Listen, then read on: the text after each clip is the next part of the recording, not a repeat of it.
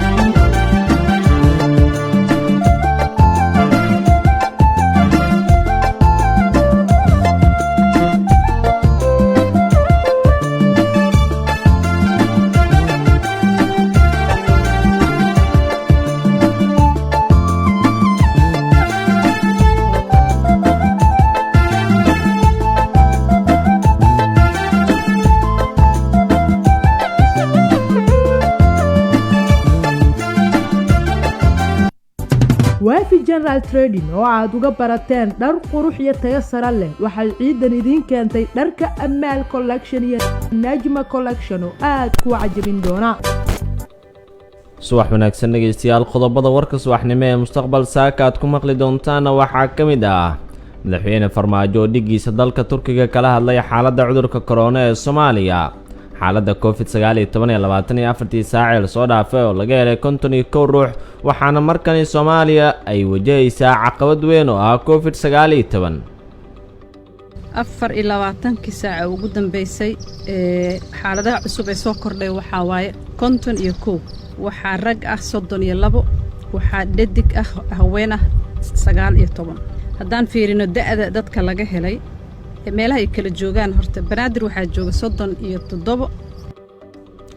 dowladda Soomaaliya oo Kismaayo gaarsiisay daweey qalab caafimaad oo ka qayb qaadanaya xakamaynta COVID-19 maamulka Puntland waxay soo bandhigeen kiisas kamid ah COVID-19 oo deegaanadeeda laga helay dowladda Kenya oo Soomaalida ku nool xaafadda Islii ku bilowday baaritaanka cudurka corona wasiirkii hore ee warfaafinta Daayir Maxamuud Geelo oo sheegay in xuriyadda saxaafadda iyo madaxbannaanida cabirka afkaarta wariyaasha ay tahay mid aad u liidato Soomaaliya. dibaddana waxaad maqli doontaan xogayaha arrimaha dibadda Mareykanka oo sheegay inay jiraan cadeymo waaweyn oo uu ku soo unkumay cudurka coronavirus iyo halka uu ka soo bilowday.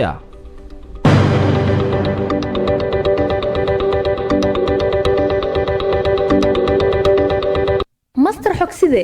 maxaa cusub adeega dhambaal ee Hormuud Telecom oo muxuu ahaa waa fariinsida ku fududeynaya inaad fariintaadii oo cod ah aad dirto gartay macaamil kasta oo Hormuud sita wuu dirsan karaa fariinta waana loo soo diri karaa oo sideen u dirsan karaa garaac 133 kadibna raaci nambarka aad u direysay fariinta codka ah adigoo ku bilaabaya 6 hal haddii aad dhageysanaysana garaac 134 dhambaal waa fududeeyaha fariin codeedka markii la subax wanaagsan waa subax isniina taariikhdu ay ku beegan tahay 4 bisha shanaad 2020 kuna beegan 10 bisha Ramadaan 1441 hijriya ku soo dhawaada qodobadii aad maqasheen oo dhameystiran markan dhageystayaal madaxweyne Farmaajo ayaa dhigiisa dalka Turkiga Rajab Tayyip Erdogan waxa uu kala hadlay xaaladda corona ee Soomaaliya. madaxweyne Farmaajo wuxuu Erdogan kaga mahadceliyay garab istaagga walaaltinimada Turkiga ee la garab taagan yahay Soomaaliya sidoo kalena Turkiga waxa uu Soomaaliya u soo diray intii uu jiray cudurka corona diyaarad daba siday sidoo kalena Turkiga ayaa mar kale soo diray diyaarad lagu soo qaaday muwaadiniin Soomaaliyeed oo ku xanibnaa dalkaas. Zamzam Maxamed Cali ayaa warkan faafaynaysa. madaxweynayaasha wadamada Soomaaliya iyo Turkiga ayaa waxay saacadii la soo dhaafay yeesheen wadahadallo sida laga soo xigtay madaxtooyada qaranka. maxamed cabdullaahi Farmaajo iyo Rajab Tayyip Erdogan ayaa wadaxaajoodkooda ahaa xagga internetka sabab la xiriirta safmarka coronavirus ee dunida oo idil kala xirxiray. Farmaajo oo qoraal soo dhigay bartiisa gaarka ee Twitter-ka ayaa xaqiijiyay in wadahadalkooda uu daarnaa mahadcelinta gargaarka uu Turkiga ka soo dejiyay magaalada madaxda Muqdisho. gargaarku waxa uu isugu jiray agabka lagu baaro COVID-19 iyo mishiinka dadka ka saacida neefsashada gaar ahaan nooca lagu farsameeyay Turkiga sida Erdogan uu sheegay. waxaan ka wada hadalnay madaxweyne Rajab Tayyip Erdogan waxaana sidoo kale aan isla soo qaadnay arrimo dhowr ah anigana waxaan ugu mahadceliyay xiilka walaaltinimo iyo agabka caafimaad ee sida degdega ah ay noogu soo direen ayuu yiri madaxweyne Farmaajo waxa uu qoraalkiisa intaasi raaciyay gargaarkan waxa uu kaalin mug leh ka qaadanaya ka hortagga iyo la dagaalanka coronavirus Muqdisho iyo Ankara sida ay sheegeen diblomaasiyiinta labada dhinac ayaa la xiriir wanaagsan oo ku saleysan danaha ay wadaagaan labada dal waxaana sidoo kale laga helay Turkiga iyo Soomaaliya kiisas badan oo caabuqa sida fududi ku faafa ee coronavirus Soomaaliya waxaa laga soo wariyay 24 saac ee la soo dhaafay 722 xaaladood halka Turkiga uu kumanaan soo bandhigay وماسنتاي زمزم xaaladda coronavirus ee 24 saac ee la soo dhaafay Soomaaliya waa ay korodhay waxaana walaac laga muujinayaa halista cudurkan uu ku yeelan karo gudaha dalka wasiirka caafimaadka xukuumadda federaalka ee Soomaaliya Fawziya Xaaji Abikar ayaa waxay sheegtay in 24 saac ee la soo dhaafay ay diiwaan gelisay 51 kiisas oo cusub oo corona ah tani ayaa ka dhigan tiradooda guud ee xaaladooda coronavirus ee gudaha dalka ay gaareen 722 kiis maadaama ay ahaayeen kolkii hore 671 markii la xaqiijiyay 70 kan cusubna ay halkaas tagayaan Fawziya Abikar Nuur wasiirka caafimaadka ayaa waxay xaqiijisay in bukaanada cusub 37 kamid ah ay joogaan Muqdisho 12 Puntland iyo 2 Galmudug ah balse waxa ay walaac ka muujisay xaaladda cudurkan ee Soomaaliya sida uu ugu sii baahayo waxaana ay Soomaaliya ku dhowdahay in kiisas gaaraya 1000 dhawaan la soo bandhigo sida ay hadda tilmaamayaan dhaqaatiirta caafimaadka maadaama aysan jirin feejignaani bulshada ah waxaan rabaa inaan idin sheego wixii ku soo kordhay xaaladaha ku soo kordhay COVID-19 wadankeena 24 saac ugu dambeysay xaaladaha cusub ee soo kordhay waxa waaye 51 waxaa rag ah 32 waxaa dhadig ah haween ah 19 haddaan fiirino da'da dadka laga helay meelaha ay kala joogaan horta Banaadir waxaa jooga 37 Puntland waxaa jooga 12 Galmudugna waxaa laga helay 2 qof oo zaa'id ah dadka laga helay da'dooda haddaan fiirino marka laga bilaabo 20 ilaa 20 da'dooda boqolkiiba waxay yihiin 5 20 ilaa 39 sano da'dooda dadka u dhaxaysa boqolkiiba waxaa laga helay 49 40 ilaa 59 waxaa waaye 21 60 sano iyo intii ka koreysa waxaa waaye 26 boqolkiiba tirada guud ee dadka laga helay xaaladda wadanka dhan waxay gaaraysaa 722 dhimashada waxaa ku soo kordhay hal qof Ilaahay ha u naxariisto tirada guud ee dhimashada waxay noqonaysaa 32 waxaa ka bogsatay 10 qofood tirada guud ee bogsashadana waxay isugu tagaysaa 44 aan ku dadaalno nadaafadda aan ku dadaalno inaan kala dheeraano aan ku dadaalno inaanan maaragtay meelaha ciriiriga iyo buuqa aan galno aan ku dadaalno inaan ilaalino guud ahaan xakameeyno cudurka inaan yacni ku dadaalno gacmaha inaan dhaqanno saabuun ku dhaqanno afka inaan xirino meelaha banaanka marka loo baxaayo meelaha buuqa la galaayo in yacni wax allaala wixii ay dadka khabiirada iyo caafimaadka ka shaqeeya wasaaradda caafimaadka ay ku taliyeen ee ka hortag ah in la raaco waa muhiim bulshada qaybaheeda kala duwan waa inay ku wada dadaalaan sidii wacyigelintaas loo badin lahaa loo gaarsiin lahaa Soomaaliya oo dhan haddii alla idmo wasiirka caafimaadka xukuumadda federaalka ee Soomaaliya Marwo Fawziya Xaaji Abikar ayay taasi ahayd wasiirkii hore ee warfaafinta xukuumadda federaalka ee Soomaaliya Ambassador Daahir Maxamuud Geela ayaa waxa uu ka hadlay xaaladda ay ku shaqeeyaan warbaahinta Soomaaliyeed gaar ahaan heerka ay ka taagan tahay xorriyadda hadalka waxa uu sheegay in nasiib darro ay tahay in maanta muwaadiniinta Soomaaliyeed ay dareemaan in hoos u dhac ku yimid xorriyadda hadalka Nasriin Maxamed Ibraahim ayaa warkani faahfaahinaysa wasiirkii hore ee wasaaradda warfaafinta ee dowladda federaalk soomaaliya daahir maxamuud geelle ayaa ka hadlay xaaladda ay ku shaqeeyaan warbaahinta soomaaliya gaar ahaan heerka ay taagan tahay xorriyadda saxaafadda madax bannaanida iyo cabirka afkaarta ee xilligani ka jirta gudaha dalka soomaaliya waxa uu sheegay inay nasiib darro tahay in maanta muwaadiniinta soomaaliyeed ay dareemaan in hoos u dhac uu ku yimid xorriyadda hadalka waxa uu ugu baaqay dowladda dhexe ee soomaaliya inay ilaaliso xorriyadda hadalka si ay u dareemaan muwaadiniinta soomaaliyeed cabsi la-aan iyadoo la xusayo maalinta caalamiga ee xorriyadda saxaafadda muwaadin kasta oo soomaaliyeed waxa uu xaq u leeyahay inuu dareemo ceeb iyo yaxyax ku aadan xaaladda sii xumaanaysa ee dhinacyada xuquuqul insaanka xaaladda saxaafadda iyo xorriyadda hadalka ee dalkeena ka jirta waayadan ayaa uu yidhi daahir maxamuud geelle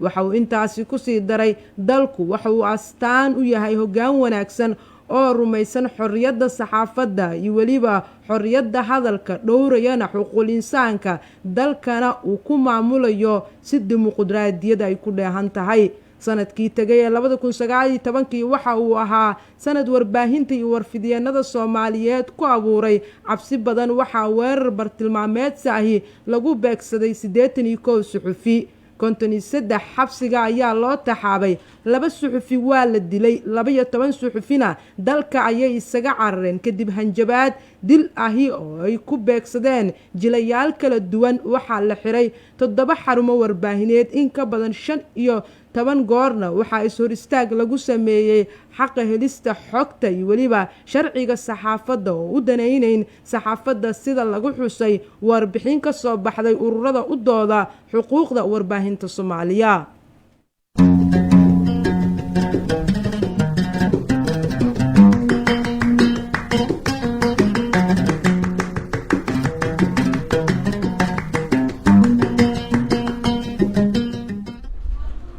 ramadan kariim warkaas waxay mustaqbalayeed weli maqlaysaan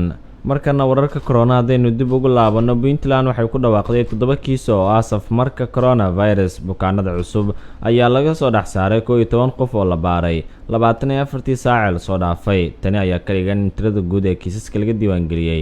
deegaanada maamulka ay haatan gaartay 30 xaaladood 5 ka mid ah bukaanada cusub waa lab halka 2 kalena ay yihiin dhadig sida ku cad xogta sida laga soo xigtay warbaahinta maalinlaha waa warbixinta maalinlaha ee COVID-19 ee Puntland saacadii lasoo dhaafay lama soo marin wax dhimasho ama bogsasho ah tirada guud ee geerida deegaanada maamulkaas waa hal mana jirto shakhsi ka caafimaaday Puntland iyo hormuud waxa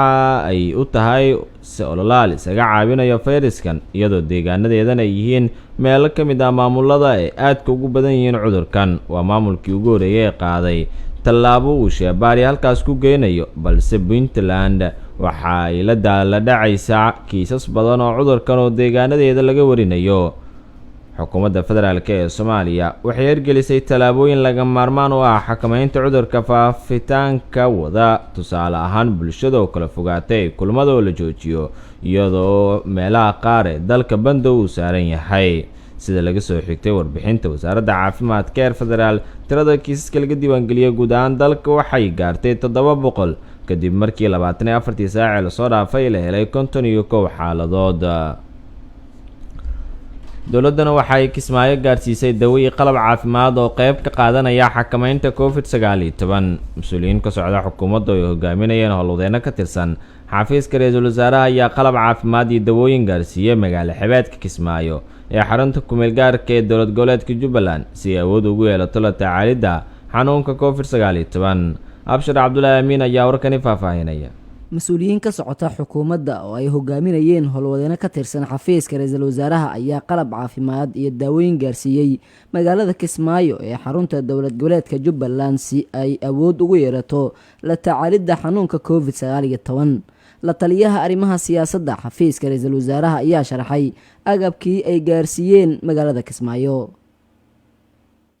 waxaa maanta sharaf inoo ah inaan halkan ku soo dhoweyno wafdi ka socda xafiiska ra'iisul wasaaraha Soomaaliya mudane Xasan Cali Khayre iyo wafdi ka socda wasaaradda caafimaadka ee dowladda federaalka oo Soomaaliya wafdigaas oo khubaro ah oo inoo keenay agab caafimaad oo aan ka guddoonnay maantana inta ay halkan joogaan soo booqan doona cisbitalka degmada Kismaayo, xarumaha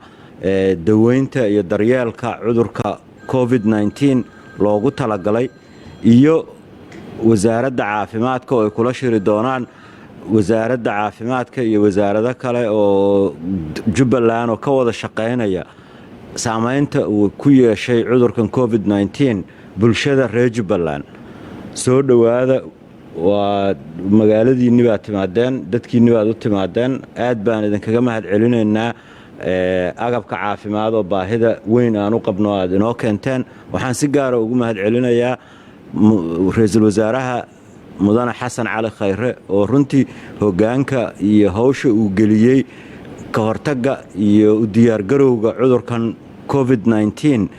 ay runtii wax badan ka bedelayso sida aan wax uga qaban karno iyo sida aan u badbaadin doonno una badbaadin karno dad badan oo haddii kale u le'an lahaa cudurka.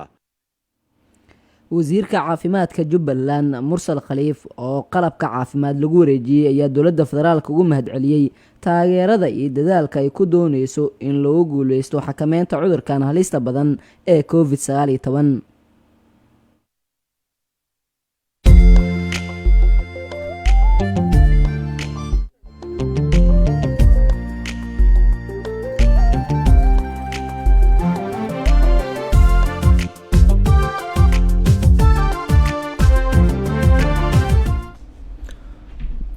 dowladda Kenya ayaa Soomaalida ku nool xaafadda Islii waxay ku bilowday baaritaanka cudurka coronavirus.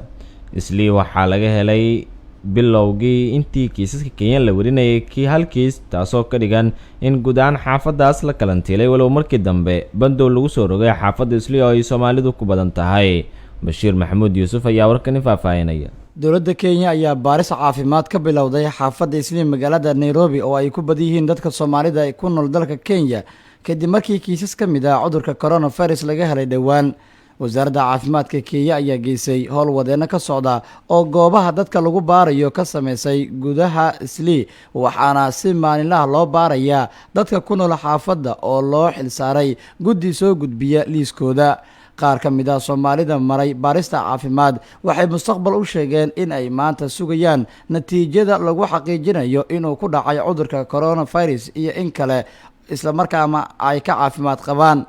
waxa aynu galnay baaris, guddiga ayaa naga diiwaan geliyey xaafadda Islii, kadib saf ayaan u galnay sidii aan u mari lahayn hubinta caafimaadka. natiijada waxaynu sugaynaa 24 saac kadib oo naloo sheegay, waxaana nalaga reebay wicitaanada ama taleefanada nalaga heli karo si natiijada markay soo baxdo nagala soo xiriiro. sidaasina waxaa yidhi qof ka mid ah Soomaalida ku nool xaafadda Islii.